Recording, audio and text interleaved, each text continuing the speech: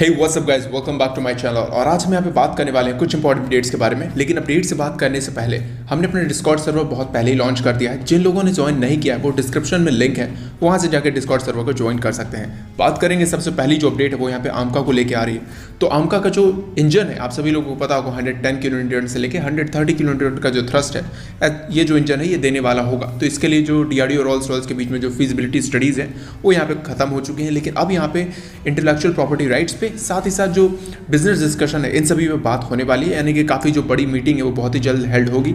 यहाँ पे बात कही गई कि इंटेलेक्चुअल प्रॉपर्टी राइट्स पे पूरी तरीके से डिस्कशन होगा, कितने राइट्स किसके पास रहेंगे। लेकिन कुछ चीज़ें ऑलरेडी क्लियर हैं कि सारे जो राइट्स रहेंगे वो इंडिया और UK दोनों के पास ही रहेंगे। दोनों ही कंट्रीज जिसको चाहे वैसे इंजन बेच सकती हैं। इसके अलावा यहाँ पे अगर इंडिया चाहे तो इस इंजन का स्केल अप वेरिएंट भी बना सकता है। यानी कि अगर इंडिया को ज़रूरत पड़ेगी इन फ्यूचर आमका में 170 किलोमीटर थ्रस्ट के इंजन की या फिर 200 किलोमीटर थ्रस्ट के इंजन की किसी दूसरे फाइटर जेट के लिए तो उस तरह के इंजन को भी डिज़ाइन किया जा सकता है। अगर इंडिया इन फ्यूचर कोई हैवी कैटेगरी का अगर कोई फाइटर जेट डिज़ाइन कर रहा हो सकता है वो 4.5 जनरेशन का हो या फिर कोई 6 जनरेशन का फाइटर जेट हो, अगर इंडिया उसे डिज़ाइन करेगा तो डेफिनेटली वहाँ पर एक बड़े इंजन की आवश्यकता पड़ेगी।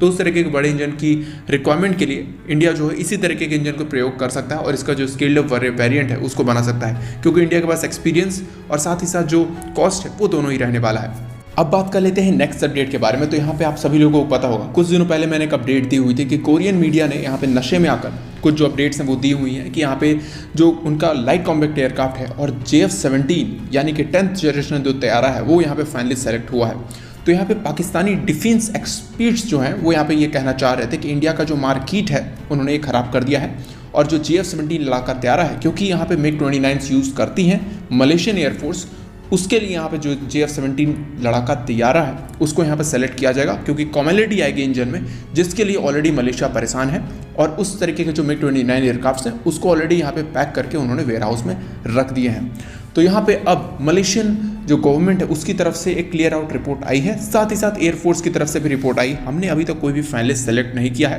ये सारी चीज़ें प्रोपेगेंडा थी, ये सारी चीज़ें इंडिया में भी होती हैं। जैसे कि MMRC 2.0 में यहाँ पे आप देखोगे कि बहुत सारे हर हफ्ते ही कुछ ना कुछ नए अपडेट्स आ जाते हैं कि MiG-35 काफ़ी अच्छा एयरक्राफ्ट है, Su-35 हो गए या फिर आप कह सकते हो लॉकहीड मार्टिन के F-21 हो गए। किसी को भी इंडिया सेलेक्ट कर सकती है। किसी एयरक्राफ्ट को बुरा बताया जाता है, किसी के एयरक्राफ्ट को अच्छा बताया जाता है। तो बिल्कुल कोरिया भी ऐसा ही करने की कोशिश कर रहा था, वो अपने जो एयरक्राफ्ट है उसको यहाँ पुश कर रहे थे, लेकिन उन्होंने गलती से JF-17 लड़ाका तैयारा को भी यहाँ पे टैग कर दिया और उसके बाद यहाँ पे जो मलेशियन एयरफोर्स है उन्हें यहाँ पे सामने आना पड़ा इस चीज़ को क्लियरिफाई करने के लिए। अब बात कर लेते हैं नेक्स्ट अपडेट के बारे में जो कि S-400 सिस्टम्स की तरफ से आ रही है। तो S-400 सिस्टम्स की तरफ से जैसे आप लोगों को पता होगा कि नवंबर के बीच में जो इसकी डिलीवरी है वो यहाँ पे स्टार्ट होने वाली है।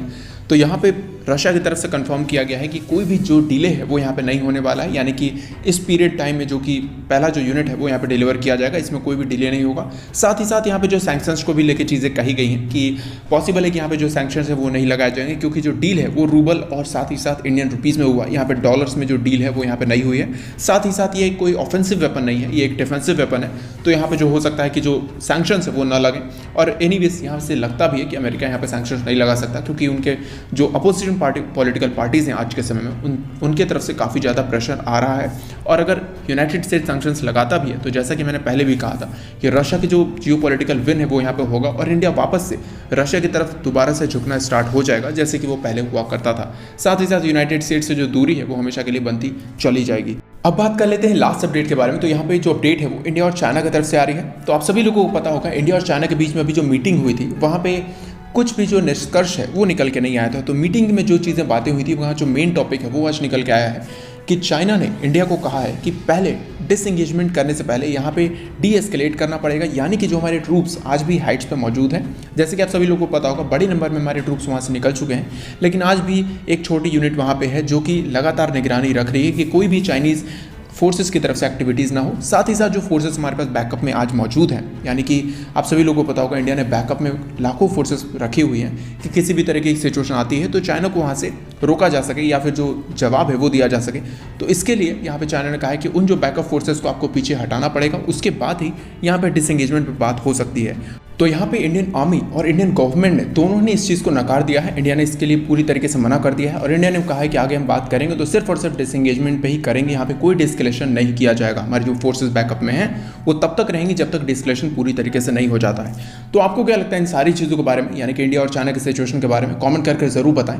आज के वीडियो को लेता ही, अंत तक वीडियो को देखने के लिए धन्यवाद। चैनल को जरूर सब्सक्राइब कर दें अगर आप नए हो तो, और पुराने हो तो वीडियो को लाइक कर देना और शेयर कर देना। जय हिंद।